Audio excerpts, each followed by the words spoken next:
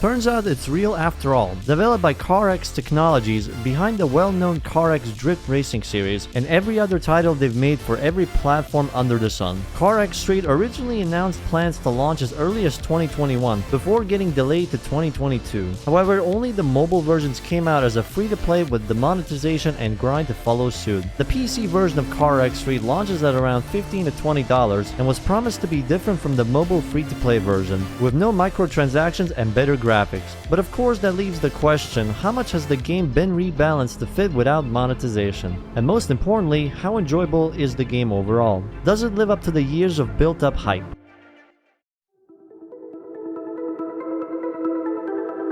The events of the game takes place in the fictional area of Sunset City, taking a lot of inspiration from different notable regions from both the USA and Japan, with road design and landmarks. The plot centers around climbing up the so-called street net, a simple progression journey taking you from each crew to the next one until every single one of them falls under your rule. But there are some striking things about this title, and that mainly comes from the presentation of the story. Hey, I'm Alice, and today I'll be your tour guide. This might sound like a stretch, but they might be trying to emulate Underground 2's style of storytelling with the graphic novel art style, but this is not really good. And also...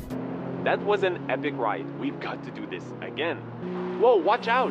The dialogue itself is pretty mediocre, but the AI voice acting pushes this game's dialogue into that so bad it's good territory. But since these don't really last long after the prologue, let's fully focus on the gameplay, starting off from the mountains with a lone Porsche. It's the perfect chance for most players to get a taste of the game's handling with the curvy roads. It's mostly understeery until you buy the racing tires, which fixes the issue a bit. Handbrake can be utilized to get the car sideways, but it's not as simple as a brake to drift mechanic. You still need to get accommodated with angling and throttle control, or else this happens. It should be mentioned that the game also does not use any licensed vehicles, so for the starters we got 3 choices of a Civic, Miata, and a Datsun truck, each with their stats and strengths. The map is massive. There's already a ton of options to race with different types of disciplines, but for now we're limited to the mercy of the leveling system, locking certain cars and upgrades, which in turn locks the crew races behind them. But before you go into these events, it might be worth checking out the settings, as there are some interesting options available, from traffic density and field of vision. Yes, you can adjust the traffic for some reason. On the surface it might just be for the purpose of performance, but the difference between the lowest setting and the highest is literally game changing. You can straight up turn the world of Sunset City into an empty wasteland where you are the last surviving human, or on the other hand, if you set it too high, you can finally get a racing game with similar enough traffic density as Midnight Club LA. I would recommend increasing it for better immersion, just to avoid the situation of the game becoming like a dead world, but it's certainly an option you'd want to play around with to find your preferred settings, especially since traffic doesn't react fast enough towards presence and may cause things like this to happen. Not to say the traffic is constantly oblivious to your presence. Whenever changing lanes, they would actually indicate before moving, unlike most games, and they'll often try to avoid any racers, causing a ton of traffic and dynamic difficulty during races. On the other hand, we also have the FOV sliders, which is pretty much your best friend if you feel lacking with the sense of speed. You can toy around with the different FOV sliders for each camera placement, create several setups that make you feel like you're playing Juice 2, Midnight Club LA, and Need for Speed. Features to watch out for come from the fuel and tire wear system. They can affect car performance, akin to how old TXR games will lower your performance if you stay on the road longer every night. Here, running out of fuel will drop the car's top speed, while tire wear straight up destroys them. It's visually buggy at the moment, but it technically works as intended. In case that happens, we'll have to visit the gas stations for a quick refill and tire replacement. They cost a bit of money, but it's necessary. As an option, you can change the fuel tank in each car. By default, you can carry 40 liters of fuel at maximum, but this can be changed if you're fine with having extra weight to reduce the hassle instead.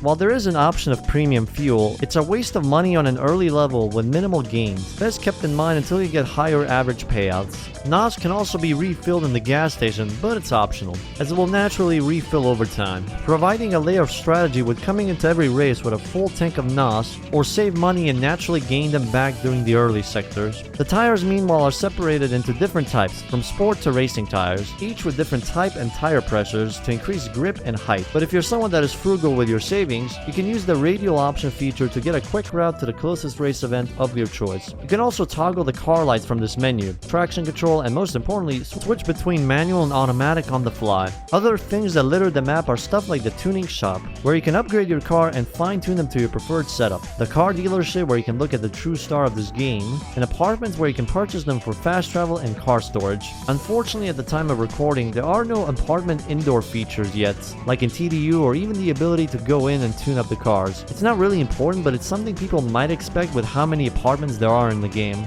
In addition, fast traveling also costs you a bit of cash, in exchange for removing the hassle of traveling. These can be accessed both in the start menu, where you'll be transported to the nearest dealership, tuning shop, and instant car switching. Interestingly, the cars you've owned are parked outside of the apartments, so you can actually just approach them and switch without having to enter menus. There is a strategy with apartments to reduce fast travel costs. By purchasing an apartment far apart from one another, you can just jump to the apartments for free and reduce the cost for the desired event. Speaking of which, the game itself features a number of race types, most being the usual types such as time trials, sprints, circuits, drifts. AI opponents themselves can vary from being 1v1 races to a 4-man event. Their performance vary as well, but they don't seem to rely on rubber banding too much. Their difficulty will often swing from one end to the other, partially due to how easy it is for them to be completely left in the dust thanks to getting trucked by the traffic, and the fact they are very oblivious to your placement and will ram you without second guessing. Interestingly enough, the game uses similar checkpoints from other racing titles like Need for Speed and Forza Horizon, but this game actually utilizes the reset much better. No lousy countdown that would make your chance to make a comeback completely not. The rewards themselves would be the usual cash, although I'd argue it's a bit too low and makes the game overall a bit too grindy at times. Exception to this would be the crew races, where you can challenge a number of crew members, often racing against them in a 1v1 race, 2v1, or a 3v1 across the map. And at the end of the list, you'll get a boss race with bonuses, often being a free car or some amount of cash. These races are far tougher than the average events, but traffic still comes in clutch. Once you do beat the crew, you can enter in the so-called elite races, where the game can drop the premium currency at the cost of higher difficulty events. You can repeat these races, but unfortunately the mobile version time gates still apply, so you can only do them every several hours, making it a great strategy to have cars with multiple types of class and rating stored for the different races. Alternatively, you have the competitive time trials, each with different requirements and rewards. The lowest requirements give credits, and the highest also contains free cars and premium currencies. Car deliveries are also present in this game, a bit similar to how they were done in Test Drive Unlimited. Unfortunately, it's a lot simpler than how it was done there. Now you might think, hey, let me do a big brain move and eliminate the traffic for this mode. Oh, it doesn't work here. Dude, imagine if that worked. But the developers already saw that one coming. Additionally, there is no perfect score reward here, unlike in TDU where it'll multiply the cash rewards, and since there's no character creator nonsense, you don't even get stuff like vouchers for fashion or clothing. Everything is purely for the cars and direct gameplay features. The more delivery missions you do, the higher the rewards go from regular cash to the premium currency. Additionally, there's the EXP for the aforementioned leveling system. Each level, new cars can be purchased, and for tuning, new parts get unlocked that you can install on your car. Aside from races, EXP can be earned from gaining style points, although at this current state it is abusable by just doing endless donuts. This so-called style point also counts in every single event, so you can even get some EXP passively while doing the random single player progression, random races online, and grinding for the world record times on the PvP leaderboards. The way these trials are designed is quite addicting, as they're quite similar to how Trackmania's time trials are set up, or for Forza Horizon's rival system. Thanks to the high amount of rewards, competition is pretty tight, with the top 50s being within a second of time frame. Okay, follow the gold, I guess. And we're dead.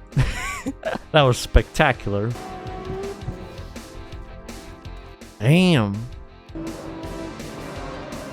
Okay, so that's what you can do. It's mental how some people were so quick. 106. Wait, what? Wasn't I 576? Okay, I'm 376. I think I can do better. You can cut even more at the gas station? Really?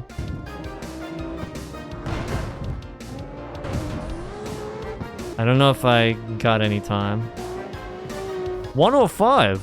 240. 240. Let's go. If I don't hit that car, then I'm good.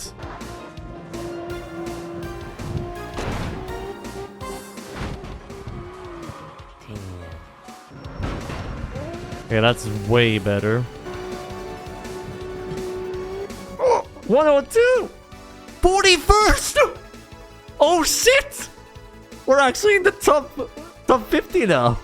Oh, damn! You're welcome to try and beat my time. But while you try and dominate this, let's talk about the game's map. As I mentioned before, it's quite massive and works well to provide a ton of variety for the gameplay. The areas of the game themselves are quite exotic. You get the usual metropolis with high-rise office buildings, the winding highways, the outskirts with different vibrant types of forests and trees, lining up the landscape, and a ton of mountain roads designed for toge and drift battles, being a weird mishmash of different American and Japanese cities or landscapes, with landmarks like the Tokyo Tower located in the middle of town, taking a lot of its visual cues from some of the more recent NFS titles. Depending on your viewpoint, it might be a benefit or a detriment to the game for not having a ton of collectibles scattered throughout the map, both on and off-road, as the cars doesn't really lose a lot of performance off-road, but their handling becomes hard to control. As an incentive, the map discovery features what you expect from Forza Horizon, with road discovery, but also finding apartments you can purchase all over the map, undiscovered dealerships, tuning shops, styling shops, and gas stations. Each gives around 1300 credits on discovery, which can help massively on early game.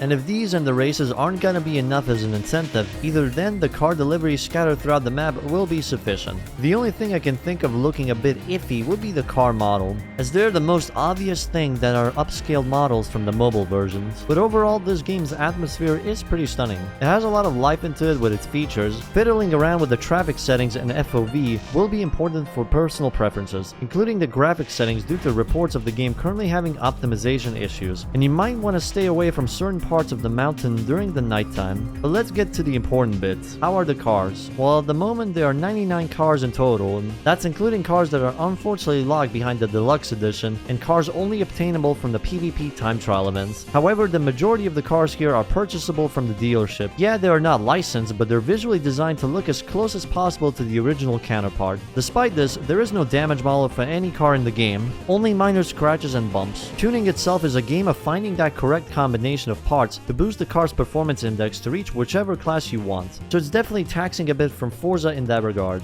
It's a bit tough as the game has two performance indexes you will constantly have to pay attention to. Class relies on anything that directly affects the car's power to weight ratio, so anything purely for performance, while rating deals more with things like its handling, bodywork, and style. It works similarly to Underground 2's star rating system, if it had a bit deeper utilization. You can keep track of which part increases which by looking at the icon on the bottom left. Both of these will be taken into consideration for all races, but most importantly the crew battles for single player progression and the competitive time trials, as not all of them will lend a car for the run, requiring your own machine. The parts themselves, however, seem to take inspiration from the latter NFS titles, each part and drivetrain swap being locked behind the leveling system with a consistent tier scaling. The one thing you'd want to take note of is how different certain part scaling are, so depending on the car, a higher tier part may not actually be better. That's generally going to require some experimentation. Besides this, we also have the styling shop for visual customization. This is where the magic happens. Here you can do every single visual customization from body kits, interiors, paints, and I would say decals, but the livery editor is not available at the time of recording this video. Options vary from car to car and can choose from the one full package body kit or doing things separately. We can go a bit crazier with the Bosuzoku exhausts and the different types of paint available in the game. If you want to go even further, each part can also be painted separately to create specific effects for different parts. Going so further though, you can separately paint the inner router part of the rims and also paint the suspension and brake caliper, and some of the most disgusting rims you can find next to Unbound's rims selection. Sadly, this is where the car's lower quality model kicks in once again. It's extremely noticeable with bumper removal, but certain bumper choices can result in these cars creating these black voids. Certain cars may have weird buggy engine and exhaust sounds as well, being muffled as if you're hearing them from the interior view.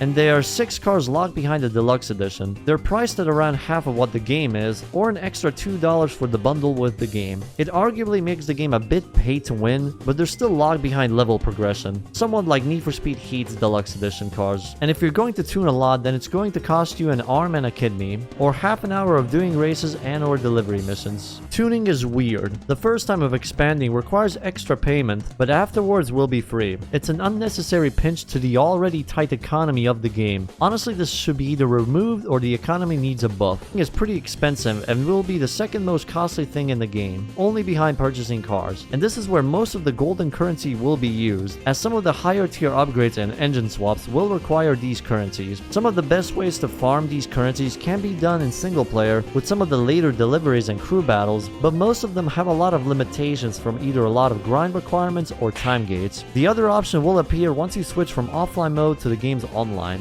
In this state, the usual markers for random drivers switch to using specific colors, mainly to help distinguish between you, random players, and your friends. Every single time trial event transforms into an open race lobby that you can use to destroy your friendship or challenge random players with. Once you start a room, the icon will glow orange to indicate an open matchmaking. And this is the kicker. You can bet as low as 1,000 credits with the pod being given to the winner, the premium currency, or even do pink slip challenges. Yes, you can lose your car to random strangers or your own friends. It's not a fake situation where they just copy the car to the other player. You will straight up lose the car. Of course, just like the single player mode, you can set races to have specific criteria between a class and rating. Otherwise, if you use the radial option while on free roam, you can directly challenge other players to 3 different types of races, which you can later use to drag your friends to take them to cruise the map at whatever pace you want. It's a game that it's a bit hard to nail down, partially due to its nature of having originally come out to the mobile market with the monetization and later coming out as a game with a price tag without microtransactions attached, causing a lot of the game's balancing to be a bit awkward. Out of everything, however, the economy is the most important thing that needs to be completely tweaked. Time gates shouldn't really be a thing anymore, and even at the higher level, the economy is too limited for players to properly play around with the game's contents. At least that way, players may actually be brave enough to bet their cars online if they wanted to. But at this current economy, that might as well be a self-game over. Even though it's definitely still better than the mobile counterpart, you can definitely still feel a bit weird mobile economy stuff that needs a bit more refinement. The other part being how much its visual identity heavily relies on taking things from previous racing titles in the market, and yet they manage to make things work. The inspirations from modern Need for Speeds, Forza Horizon, and The Crew generally work without anything clashing against each other, and the choices made by the developers are a major part of it. I definitely recommend people to check this game out, especially with a friend. It's a pretty great title for its price. There's a bunch of feedback that the developers should pay attention to,